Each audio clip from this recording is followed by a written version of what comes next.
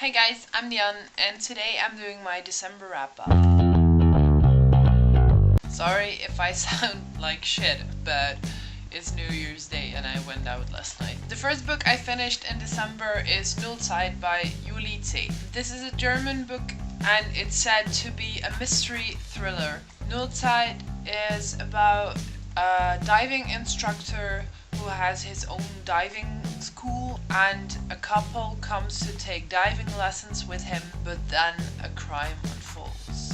I can't really say more without spoiling the plot. I thought this was an enjoyable novel, though there are pretty awful things happening in there that I really didn't like. This was a read for class, so I didn't really pick it myself, and I gave this 3 out of 5 stars. The second book I read in December was The Assassin's Blade by Sarah J. Maas. The Assassin's Blade is a novella collection of the novellas 1 to 5 in the Throne of Glass series. It's really just a collection of short stories that take place in the Throne of Glass universe. We get more information about Selena Sardothian and that time she stole a horse.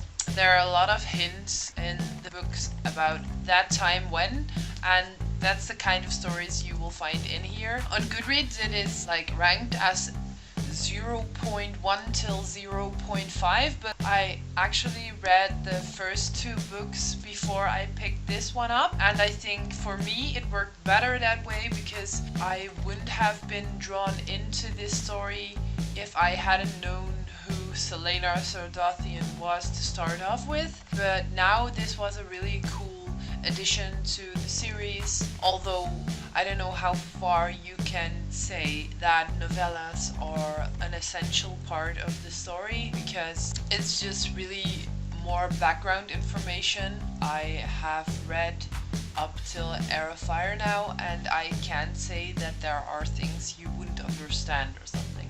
I really enjoyed this one and I gave it 4 out of 5 stars. The next book I read will come as no surprise, and that's The Fantastic Beasts and Where to Find Them, the original screenplay by J.K. Rowling. This story is essentially just the script form of, the screenplay of the movie that has come out in November, I think. I went to the movie first and then read the screenplay, which was a lot of fun. I just really enjoyed this. I enjoyed the movie and I did really enjoy the screenplay, and I am looking forward to the upcoming stories in the Fantastic Beasts universe. I gave this 5 out of 5 stars. The next book I read was another one for German class, and that was Die Herrlichkeit des Lebens by Michael Kumpfmüller. This story follows Franz Kafka's Last Year, where he meets Dora Diamant, falls in love, and they move in together, and it kind of follows their lives through his illness, really. For me, it was just a very good love story because he's sick.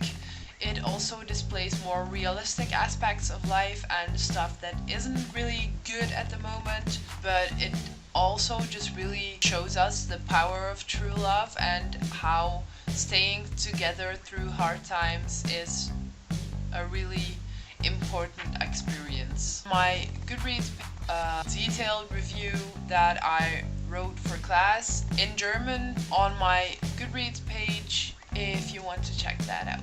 I gave Die Herrlichkeit des Lebens 4 out of 5 stars. The next book I read was The Ravenstone, The Secret of Ninham Mountain by Diane Solomon and Mark Carey. I got this book through NetGalley. The Ravenstone is a middle grade book and it's science fiction fantasy with time travel in there, so that's really cool. I will have a review up this month with more in-depth thoughts, but I really did enjoy this story, and this really has opened my eyes to, I guess, middle grade, because I always thought that if I were to read middle grade, I would just be thinking how juvenile and how childish they were all throughout reading it, I guess. But this really amazed me and surprised me in a good way, and I will definitely be picking up more middle grade stories in the future. Just know I really love this story and I gave it 4 out of 5 stars. The next book I picked up was Talking as Fast as I Can From Gilmore Girls to Gilmore Girls and Everything in Between by Lauren Graham. I picked this up as an audiobook. This is really just a non-fiction kind of autobiography by Lauren Graham, in which she talks about being a young actress, trying to get roles, and then ultimately ending up in Gilmore Girls, which was a whole experience in and of its own. I just love Lauren Graham, so it was really cool to hear her babble and talk about her life and Gilmore Girls, and now the revival, of course. I just thought it was a really fun autobiography, and I gave it 4 out of 5 stars. The next book I picked up was a bit of an experiment, and that is Mo by Lisette Colares. This book I picked up because I heard about it as a book written in a Dutch dialect, not my dialect, but the dialect of like one town over, so it's pretty near to my dialect. In the southern part of the Netherlands we speak a dialect which is a bit of a mix between Dutch and German, and it's just really interesting to see a book published in that dialect because normally that doesn't happen. We just read Dutch books. So that's really interesting. The story is built up as really 2 books in one. It is just one story, and then the first half of the book is written in the dialect, and halfway through it starts in a Dutch translation, so you can look up words when you don't know what they mean or something. And I just thought it was a really cool experiment, and I definitely wanted to pick it up. The story itself is crime mystery thriller story, and it jumps a lot around in time, and essentially is like, I have no idea how long because the book doesn't have page numbers, but I would guess about 100 pages. So it's really something you can read in like 1 or 2 sittings. Because it is a thriller, it's kind of high paced as well, so you want to read it pretty fast to find out what happened and what happens next. While the story didn't amaze me, and there are a lot of trigger warnings in there, I did really like the story, and I just really liked the experiment in and of itself as well, so I gave this 4 out of 5 stars. The next book I picked up was The Princess Saves Herself in This One by Amanda Lovelace, you know what I mean? This story has been hyped up on BookTube and the internet in general this year, but I then found it on either NetGalley or Edelweiss, and I loved it. I read it in I think an hour, and then read it again and again and again. In January there is like new edition coming out with extra poems, and I'm going to get that one for myself, I think. But I absolutely love this. I'm really not one for poetry, but this was so, I guess, contemporary enough and not really so elitist poetry. You see much in the canon, which then has so many hidden meanings, and I just associate it with English class, I guess. But this was really touching and intense. I cried like 3 times, but this was a really good poetry collection, and it is one of my new favorite books.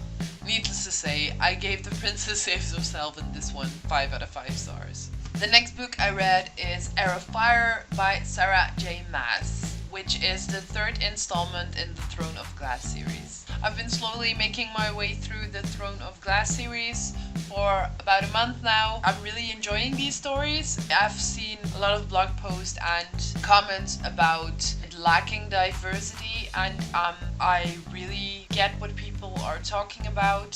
Sarah J. Maas could have thought more about diversity when she was writing these books, and still is, I guess. That is just not good, but I just really like these books. They are set in a world which is really interesting to me, and I obviously can't say too much because it's the 3rd book in the series, but I really enjoyed this, and I am still picking up the rest of the series. I gave this one 4 out of 5 stars. And then the last book I picked up was The Wild Swans by Hans Christian Andersen, which I got through Edelweiss. The Wild Swans is a book with 2 great fairy tales in it, and a lot of beautiful drawings. This is like the new edition that comes out in February. It contains the Wild Swans and the Nightingale, which are two fairy tales. Wild Swans is a tale about a girl who's banished from her castle by her stepmom, and so are her brothers. She grows up and wants to save her brothers, and that's really what the story is about. I really like this. Sometimes it did comment on like the Lord, as in God, but it really wasn't too prevalent. So even if you're not Christian, you can definitely read this without being super annoyed. Yeah, and the images were wonderful, really pretty. And then the second story in there is The Nightingale, which I previously read, but I nevertheless enjoyed it very much. This one is about Chinese emperor who wants the nightingale to come sing because he keeps hearing about everyone loving the nightingale. A member of his court then soon designs a mechanic nightingale who sings, but it obviously sings the same song over and over again. And then we end up figuring out which one the emperor really likes more, the mechanic one or the real one. So much fun, and I gave it 4 out of 5 stars. So those were all the books I read in December. It was quite a big pile, and now in January we have exams the entire month. My reading pace is slowing down considerably. At the moment I'm reading 2 books at the same time. First one is Jane Eyre by Charlotte Bronte. I read this in somewhere 2016 and it has become one of my favorites, and I am going to do my presentation for English Lit class on this book, so I am rereading it. And then I'm reading Queen of Shadows by Sarah J Maas, which is the 4th one in the Throne of Glass series. I also have Empire of Storms over here, so when I finish this I am probably just going to pick up Empire of Storms right after that, and I am looking forward to seeing this story unfold. If you have thoughts, ideas or questions about any of these books, leave them in the comments below, and I will see you guys soon. Thanks for watching. Bye!